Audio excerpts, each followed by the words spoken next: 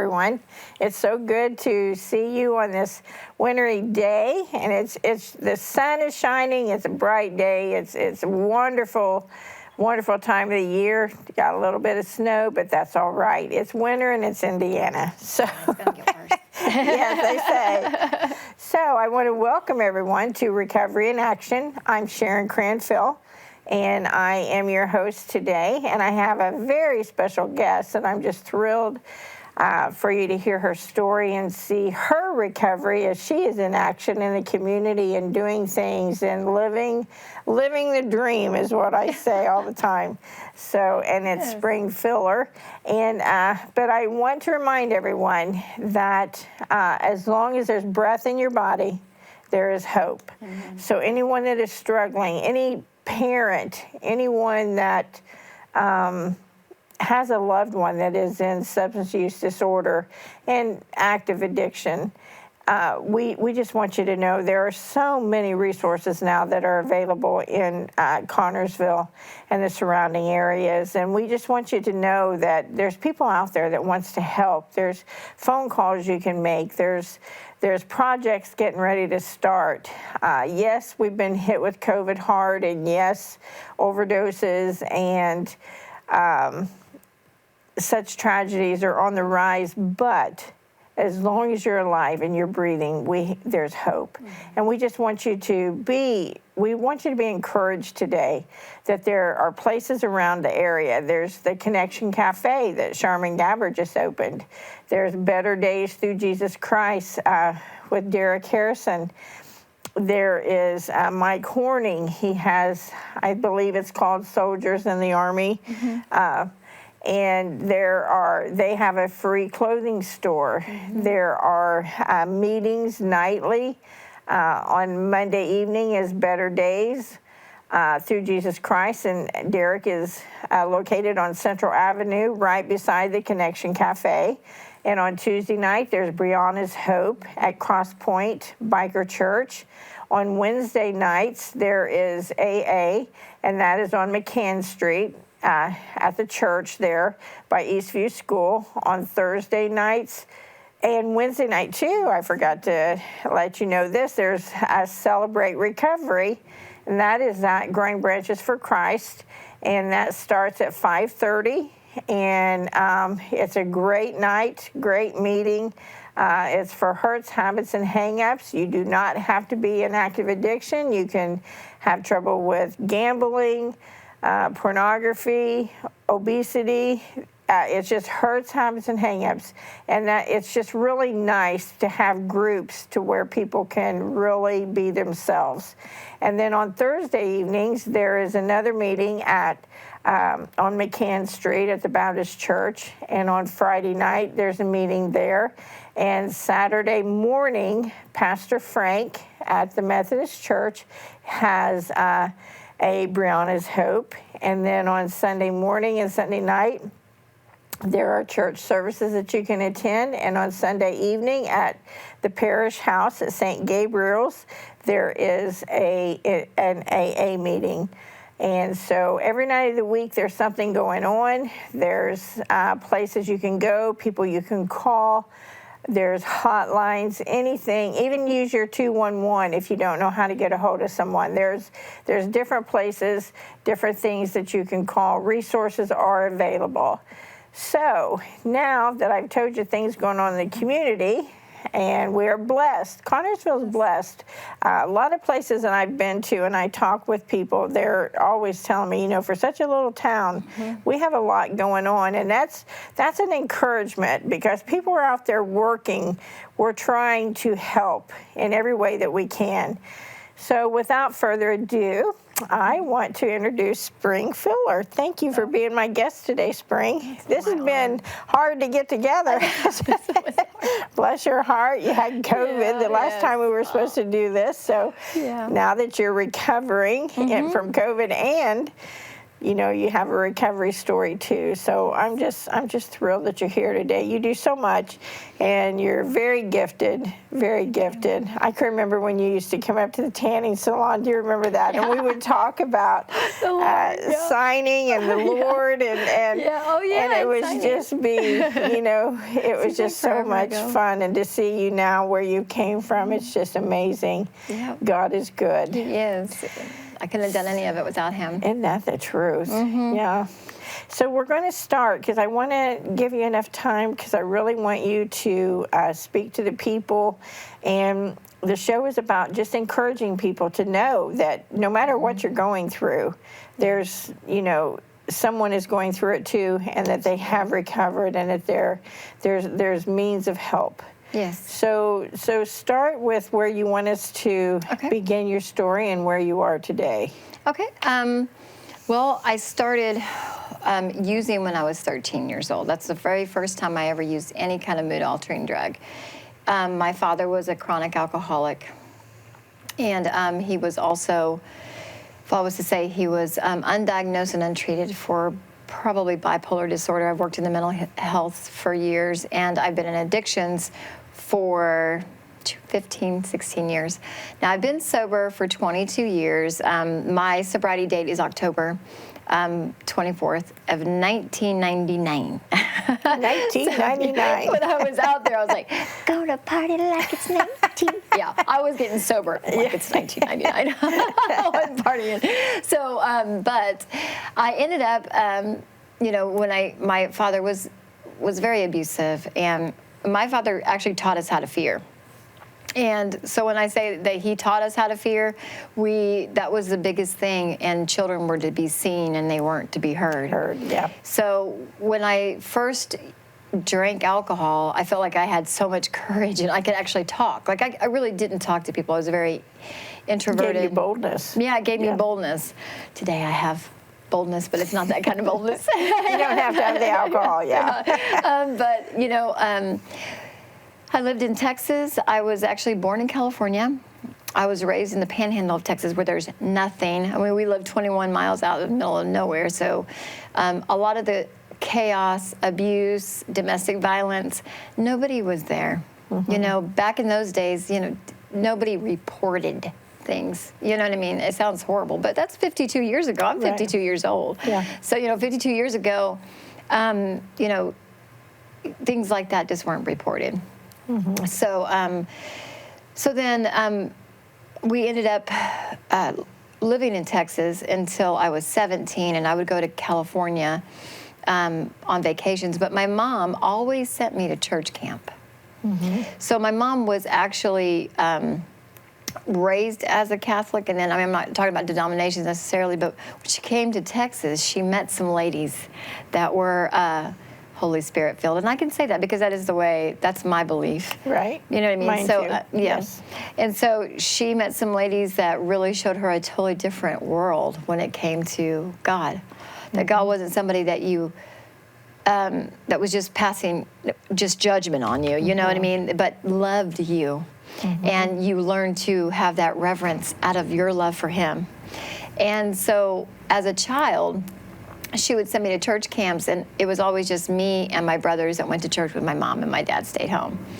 And I remember one time we went into an Assembly of God church, and it was the very first time I ever heard anything or felt the presence of God as a child.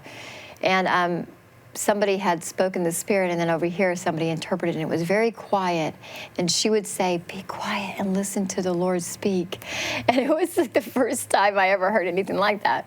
Then whenever I would go to church camps, when I was 14, I was actually prayed over and had the baptism of the Holy Spirit. So, of course, when we moved to Indiana, my dad ended up moving to Indiana with me. And when I wanted to get out of that small town in Texas and head to Indiana and find Connors. well, yeah, that was a whole new story. But when I came to Indiana with my dad, I went to Bloomington. And Bloomington, my class was bigger than the entire town I've ever lived in. So that's when I got to experience in drugs and not just alcohol. And I mean, I used to drink a lot. But then when I got to experience acid, cocaine, meth. Now, how old were you then? I was 17. 17. Yeah. Yep. And so I had to actually go to detox in Bloomington to graduate. They told me that I could not graduate until I went to detox. And I would go to school. I think the most I've ever tripped on acid was 14 hits. I would go to school, get 14 hits of acid, and trip on it. But you had to like progressively use it. Right. So, but then when they told me that I had to go to detox to graduate high school, I did. So then I did graduate. I actually was in detox. Once I got out of detox, I snuck some guys out of detox, snuck them back into detox. So, I mean, I wasn't really doing it then. I was just doing it to graduate. I didn't want to quit. Right. So then I got pregnant with my oldest son. And I had been with a lot of men, and even to this day, I don't know who his father is, because the person I was with at the time, I actually did a DNA test, and it wasn't him. So I was offered right before I got pregnant, I was offered a full scholarship to IU, Bloomington. And because nobody in my family had ever been to college, so that was the scholarship that I was riding on. But I ended up pregnant and decided I didn't want to go to college. I had a baby. And I honestly wasn't ready to stop using. I still used up to 5 months. So then when I realized I couldn't use any alcohol or pot, and I really didn't do any hard drugs when I was pregnant with Josh, but I did, with my oldest, I still drank daily, all the time. So then once I stopped, I was living with my parents. I did think about having an abortion at that point, but I didn't. I ended up having my son. So when I had him and I couldn't prove that this one guy was the father, I met my first husband and he adopted my son. So when I went into that relationship, he was on house arrest, but I considered that as being stable. I was like, oh, he just drinks at home, takes some Xanax. Yeah, we're good. He's home. He just has to check into a monitor. And back then, it wasn't like a bracelet. It was a screen. You had a little TV screen. So to me, I mean, the first night I met him, he dedicated the dance song to me, and I fell in love. Absolutely. So I have to make this kind of comical because it kind of is.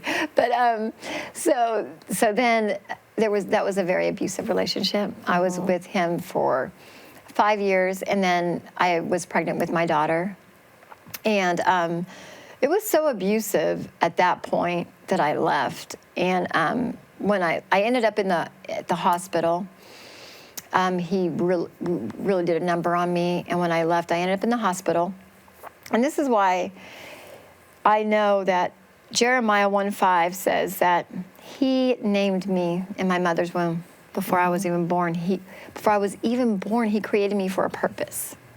So I say this because I went into the hospital, and when I was in the hospital, the police officer came. I had to basically get naked, and then the photographer took pictures.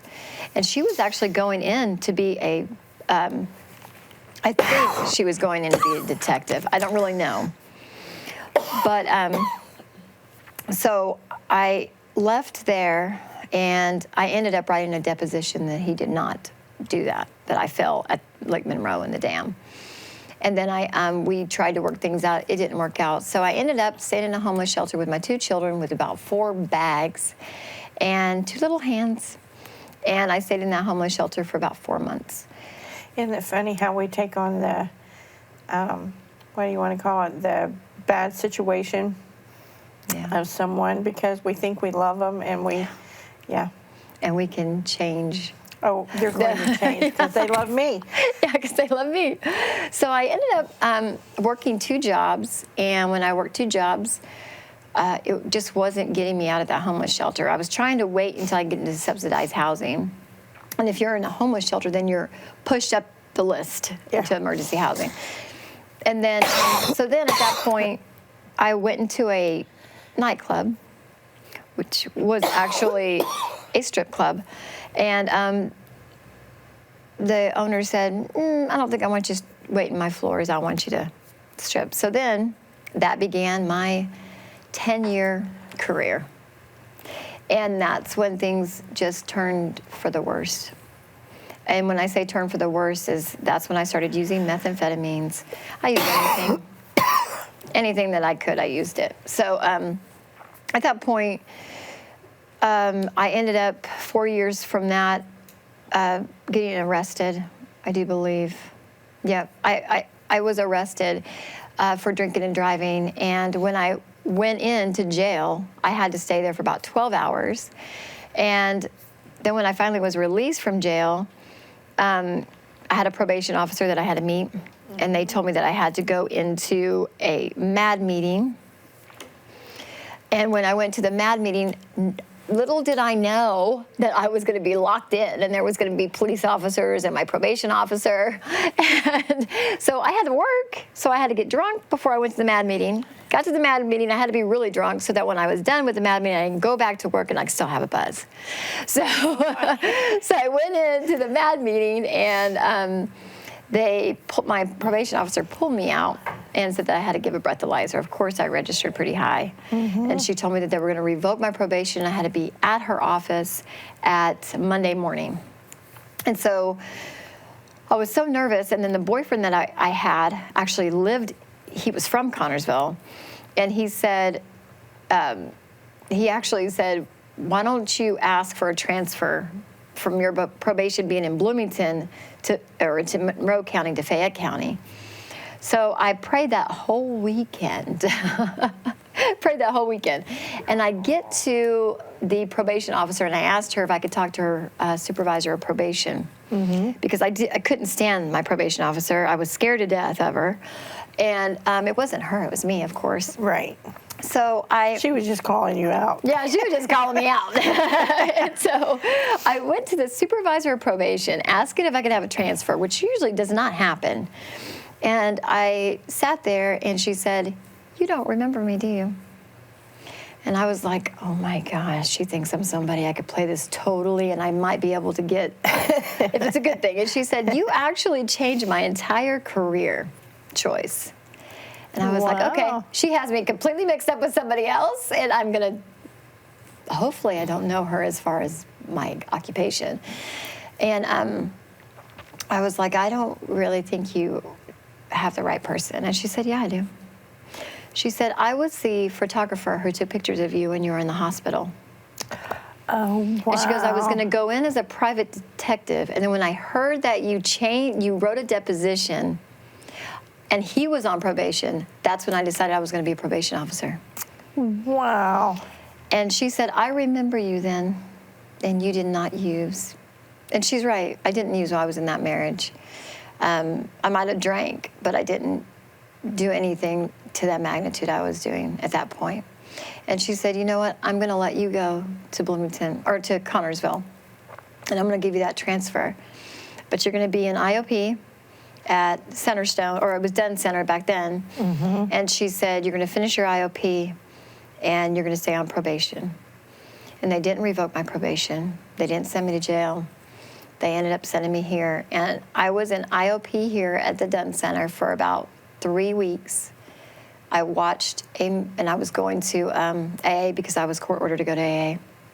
The first 2 trips, which I'm going to just kind of bounce to the AA. Mm-hmm. First AA meeting, I came here to Connersville. There wasn't any women. It was on Sunday at 2 o'clock on East and 6th Street, Eastern, or 6th and Eastern, in the Pink House. And the Pink House. Okay. And I walk in, there's like 4 men, and one man's got these overalls on. He's like, "You need a sponsor, and you need to talk to my ex-wife." And I'm like, no. Not happening. Not gonna happen. And he said, no, we're gonna call her right now. And she got on the phone with me, and she came up the next Sunday, and I went to church thinking I was gonna be spiritual. I was gonna find God, and he was gonna help me, although he'd already been helping me. He's never left me. And she said, I met her, and she was just beautiful woman, didn't look like she would be married to this guy, bib overall, long beard, you know. Yeah. And she was like, hi. And she was so beautiful and so sweet. And I thought that I didn't really want to open up to people I didn't know because I was unique. I'd been through it all. Oh, yeah. You know, and then I was still working at a strip club, still. And she said, she goes, I can relate to all of your story, which I don't want to tell her story, but she could. And I wasn't as unique as what I thought. And my story wasn't the worst story. Everybody's got a story, and everybody's got a testimony if they allow it. Exactly. You know what I mean? If they really work it and they really use that higher power as God as I know him, that's the only person that can restore me to sanity and ever has restored me to sanity. And I say that because that's an AA term. You know what I mean? So that's a 12-step term. But so when I got here and I met her, and then I went to my IOP, that was a moment that I really decided I was going to get sober, because they played a movie about the founder of the 12-step of AA. And I saw myself, and I ended up running to the bathroom crying, and I made that decision that I was going to stop using. And I never used again. I've been sober. But when I really made that conscious decision, I still worked. I went to AA, I went to 12-step meetings. I was a secretary of the district. I mean, I was very serious about it. It became, I couldn't surrender to God at that time because I didn't know God. Right. You know what I mean? Even though he knew me, I did not know him. And that 12-step program, people really don't understand that it's actually a spiritual program. There's only one step that speaks about alcohol or drugs. All the rest is a spiritual program. People want to say higher power, but really,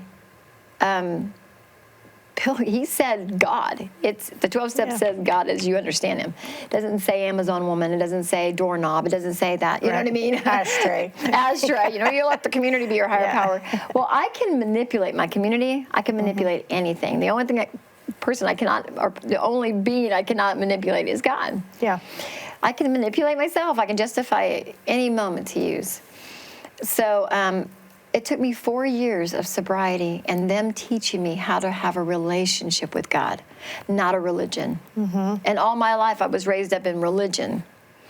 And it was so amazing that they taught me how to have a relationship. And after 4 years, my daughter was just a little girl, and she kept asking me if I would go to Sunday school. And so I finally went to Sunday school. She was riding on a van with a little girl, a little Walling girl, at Eastside Pentecostal Church. And she made me promise to her that I was going to go to church that morning, and I never wanted to break a promise. And so I finally went. And when I went, this is on my third marriage. So I'm going to throw that out there on my third marriage. And she, made me keep that promise, and I went to church. And when I went to church that morning, I was like, the Sunday school was great. I thought, Joyce Myers must have been an addict or an alcoholic, because there's some 12-step in this battlefield of the mind. And so she was, so when I went there, I was so excited about the Sunday school, and then we had Sunday service. And that Sunday service was I think I was there for 5 minutes, and I just started bawling and crying, and God really had a hold of my heart. And then I went that night, and I made that decision of maybe I should just go on Sunday morning. But, at that moment, I felt the presence of God, and something that I really did not feel before, not like that. And so went the next Sunday night, and I told my husband at the time, or boyfriend at the time, that I was going to, I was not going to go back. I was not going to go back to that strip club, and I was going to give my heart to God. And he was just like, okay. And that night, I gave my heart to God, and I sat at that altar for 4 hours. Aww. And I just wept. And I was, I had an abortion years prior. And I remember going to one of the ladies and saying, will he forgive me for having that abortion? Will he forgive me? And she said, as far as the east is from the west. Yeah. And it always makes me tear up. And so I received that forgiveness that I couldn't receive. And I received it. And at that moment, everything changed. And the only time I went back to that club was I sold all my stuff, and I have never been back since. Oh, thank you, Lord. Yeah, and I started waiting tables, and I was making $25 a day when I was making $2,500 a week. Yeah. But you know, God never failed me. He paid. I mean, I would have a check from the gas company. What? The gas company has given me a check of $200, or I would go to church and I would need $50 for my insurance, my car insurance, and I'd get home and somebody's knocking on my door with $50, you know, and that's the way God has really worked in my life ever since. And I've been sober 22 years as of October 24th of 2021. That's amazing. And I've been working in addictions for 15 years. I've worked in every population. I've worked at Sober Living. I've worked IOP. I actually started doing the IOP that I was in. You know, so it was Centerstone then, but I've worked in medication-assisted treatment. I've worked at the methadone clinic. I've worked in residential. And, you know, I struggled at first with the medication-assisted treatment program because I did it abstinence. I didn't have Suboxone. But then God told me that I can work anywhere. Yeah. I can work, that would be the front line. And when I was working at, you know, at Richmond Comprehensive Treatment Center, I felt like I was in the front line of that war. You know what I mean? Absolutely. I mean, there was, you know, so I've tried to take in every moment that I can, even if I'm in a group, if I'm doing an individual session, and really give them my experiences, strengths, and hopes. Yeah. And, you know, when you're in an agency, they don't really want you talking about God. Right. But, you know, God never fails. There's always somebody in there that believes in God. Yeah. If it's one person, if it's 12, you know, 5 people out of 12, whatever it is. And I grab onto that and I say, you know, I'm also in recovery. I mean, I believe that I'm recovered at this point. I don't feel like I'm not in remission. I'm delivered and set free. I have no desire, you know. Right. And but I'm also, I know what they're going through. We have that common bond. We have that commonality. You know, we both know if I can share with that person my experiences, strengths, and hope, and I cannot do it without God. And see, that's an inspiration to people, though. Yeah. I mean, there's so many people, well, if you can do it, and look what you went through, the abuse, the strip club, the drugs, the alcohol. Even the abortion was one of those. Abortion, the marriages, you know. I mean, that's real life. That is real life, and I don't want them to feel like they're alone. And I spoke I spoke at Madison Prison for women. And I never thought I was there to speak about my abortion. But I let God lead me, and there were probably over 25 women that had abortions that they were not accepting forgiveness for at that point in their life. And, you know, one had several, and they just couldn't think that God could forgive them. Forgive them with that. And so they had, you know, that was the barrier between them and God. And well, we can't forgive ourselves. we can't forgive ourselves. You know, and that creates that barrier. It does. Because it creates bitterness and hurt and anger, and I mean and you can't have all that and generally give yourself to God. You really can't. And God has put a heart in me now for women, and that's the most, you know, I just have a heart for women right now, and you're really not alone. There is hope there. Yeah. And what you're doing now, I mean, look at the dance. You tell us a little bit about that. Yeah, you know, I stripped for 10 years. I danced for the enemy for 10 years. And today, I dance for the Lord. I've been dancing for the Lord for 14 years. Yeah. And it's where the enemy perverted. And you do amazing at it. Thank you. You do amazing at it, It's what I was created for, I think. And, you know, I do believe that. And so now it was just perverted then. Today it's not. Today I can dance for the Lord. And it's really just interpretive dance. And it's something that I can worship with my whole body. You know, my whole. Absolutely. I'm not a singer. I used to sing in churches, but I'm not really a singer. But I am a dancer.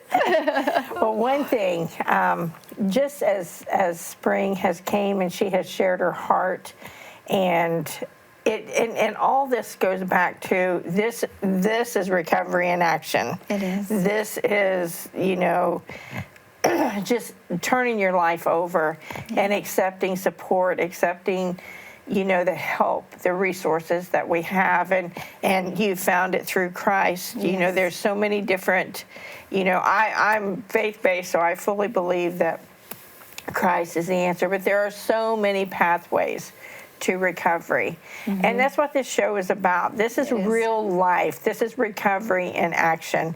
And what we want you to do is reach out, never give up, never lose hope.